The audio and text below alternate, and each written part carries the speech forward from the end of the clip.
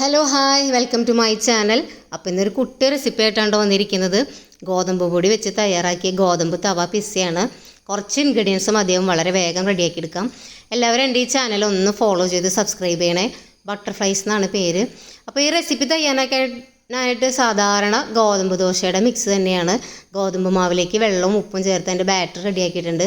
അത് ചൂടായ തവയിലേക്ക് ഒന്ന് കട്ടിയിൽ കോരി ഒഴിച്ചിട്ടുണ്ട്. സ്റ്റൗവ് സിമ്പിളായിട്ട് ഇടാനായിട്ട് ശ്രദ്ധിക്കണേ.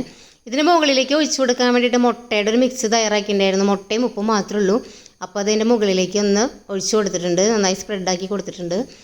അതിനുശേഷം കുറച്ച് കൊത്തി നുറുക്കിയ സവാളയും തക്കാളിയും കൂടി ഞാനൊന്ന് ചേർത്ത് കൊടുത്തിട്ടുണ്ട്.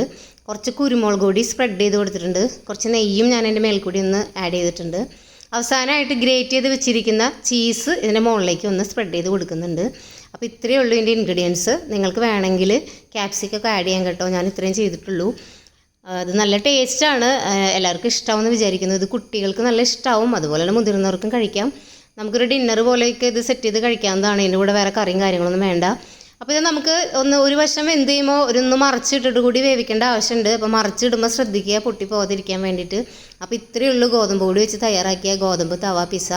എല്ലാവർക്കും ഇഷ്ടമായെന്ന് വിചാരിക്കുന്നു. Thank you for watching.